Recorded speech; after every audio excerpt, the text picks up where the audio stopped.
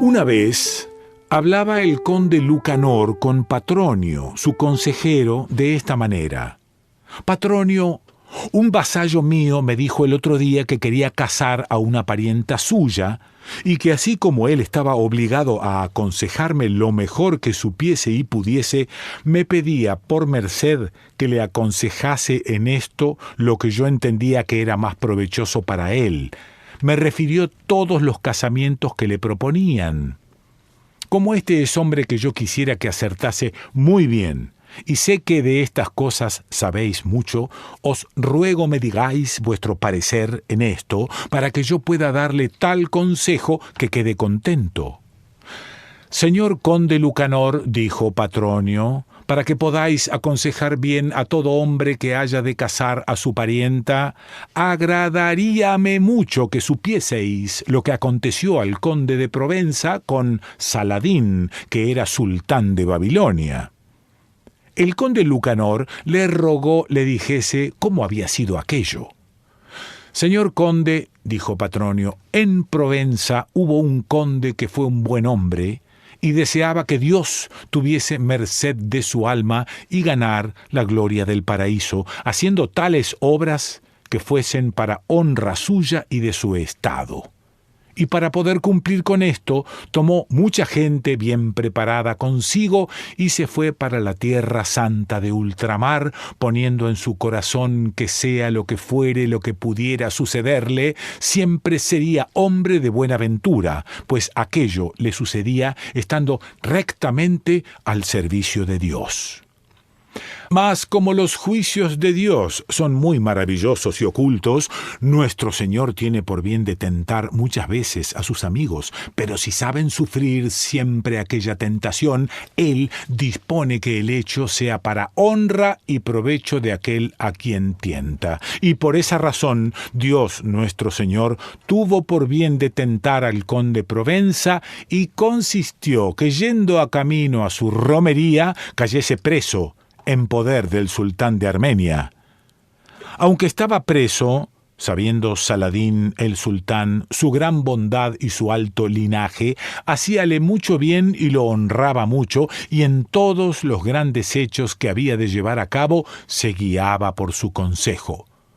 También lo aconsejaba el conde, y tanto confiaba en él el sultán, que aunque estaba preso, ocupaba un lugar de tal importancia, tanto placer hallaba y tanto hacían por él en toda la tierra del sultán como lo hacían en la suya propia. Cuando el conde se marchó de su tierra, dejó una niña muy pequeñita.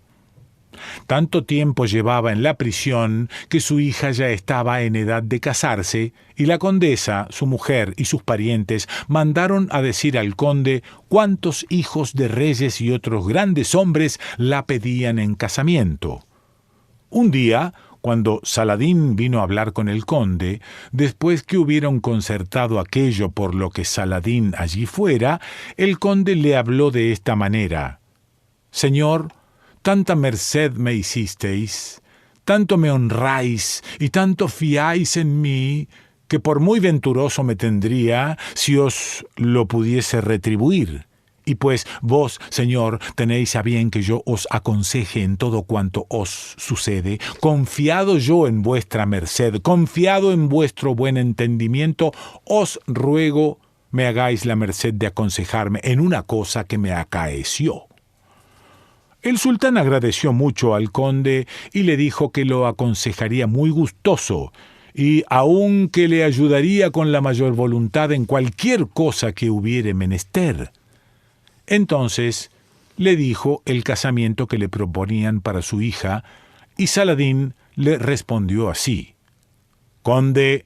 yo sé que vuestro entendimiento es tal que con pocas palabras que alguien os diga, lo entenderíais todo. Por tanto, os quiero aconsejar en esto según yo lo entiendo.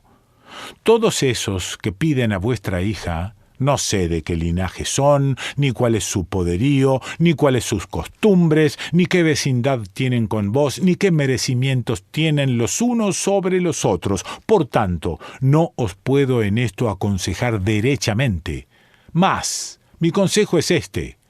que caséis a vuestra hija con un hombre de buenas costumbres. El conde se lo agradeció y entendió muy bien lo que aquello quería decir. Envió entonces a decir a la condesa, su mujer, y a sus parientes el consejo que el sultán le diera, y que se enterasen de cuantos hombres hijos dalgo hubiese en todas las vecindades, de qué condición y costumbres eran en sus cuerpos, y no reparasen en la riqueza ni en el poderío, sino que le enviasen a decir por escrito que tales eran en sí los hijos de los reyes y de los grandes señores que la pedían, y que tales eran los hijos dalgo que había en los contornos. La condesa y los parientes del conde se asombraron mucho de esto, pero hicieron lo que él les mandó a decir y pusieron por escrito todas las maneras y costumbres buenas y malas que tenían todos los que pedían a su hija y todas las demás condiciones que había en ellos.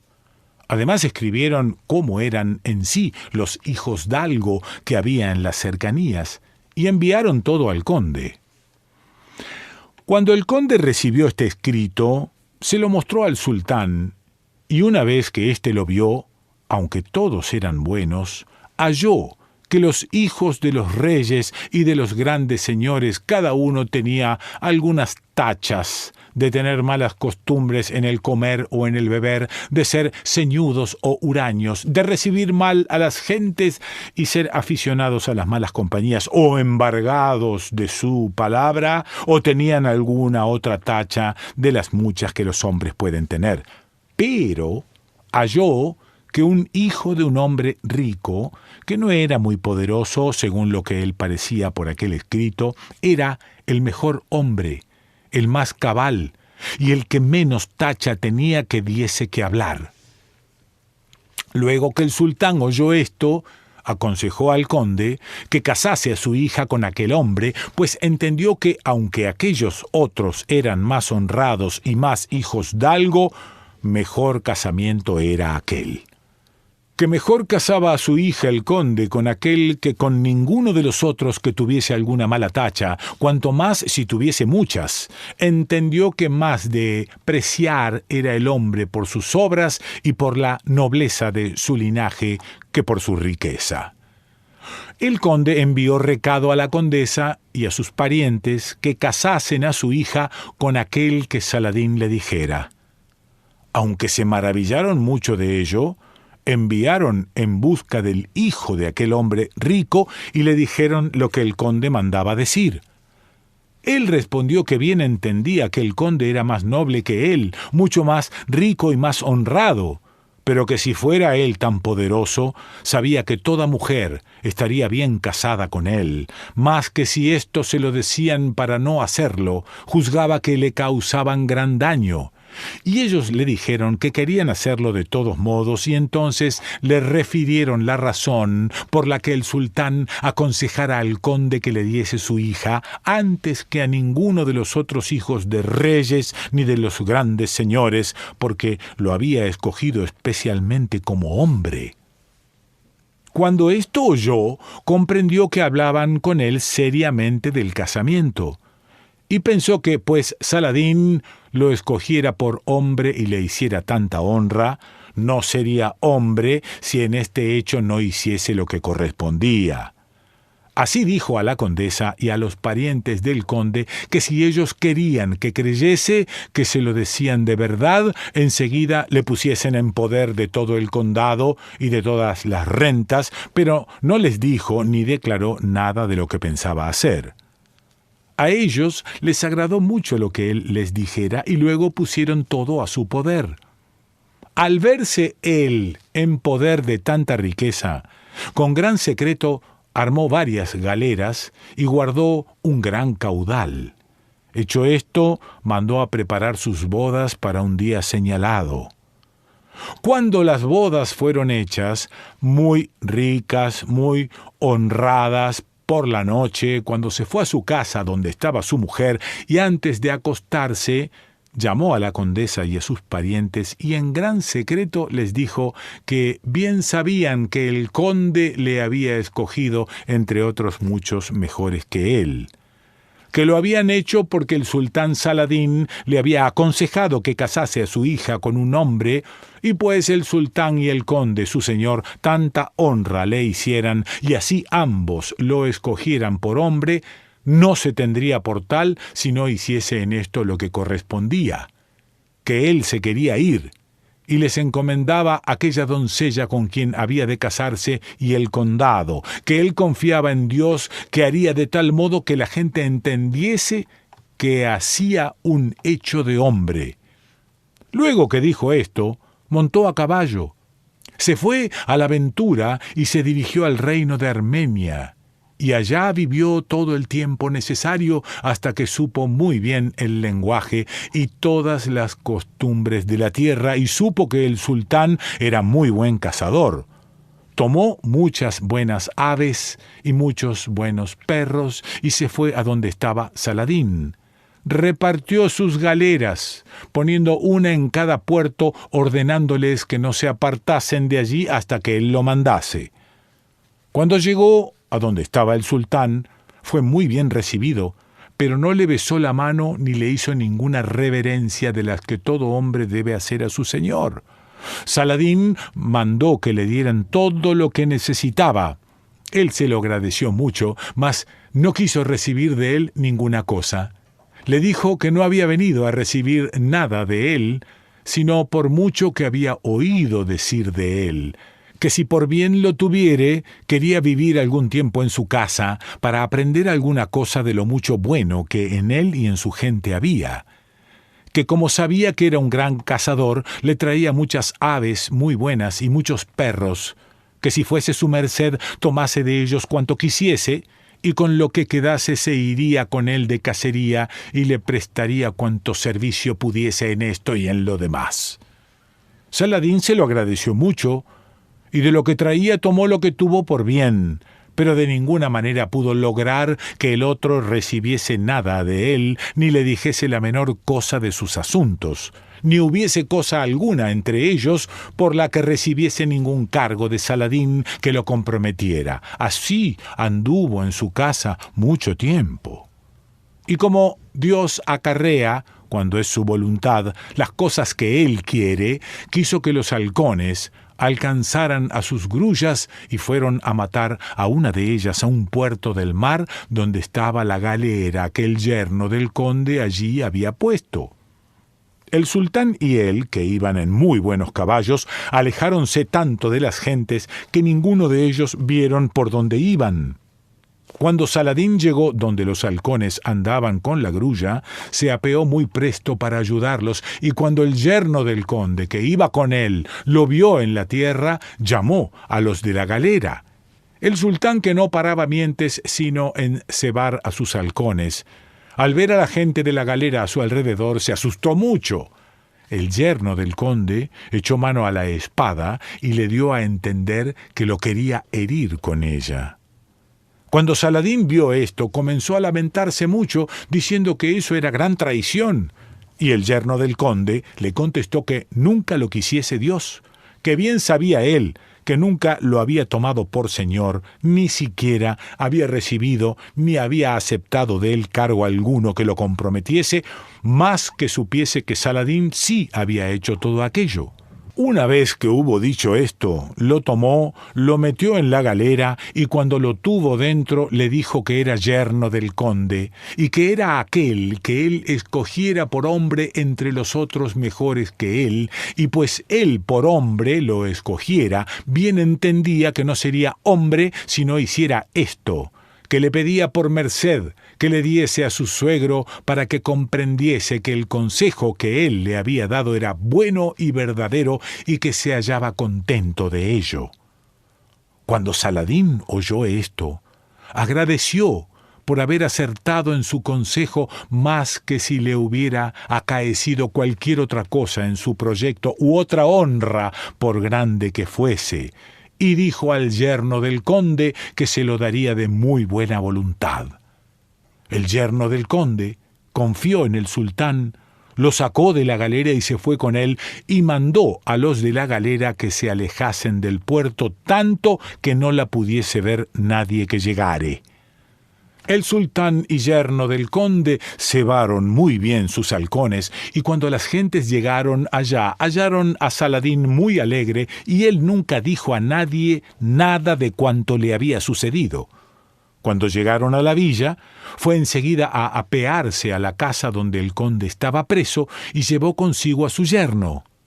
Viendo al conde, empezó a decirle con mucha alegría: «Conde, mucho agradezco a Dios por la merced que me hizo al acertar tan bien como acerté en el consejo que os di para el casamiento de vuestra hija, pues ved aquí a vuestro yerno que os ha sacado de prisión».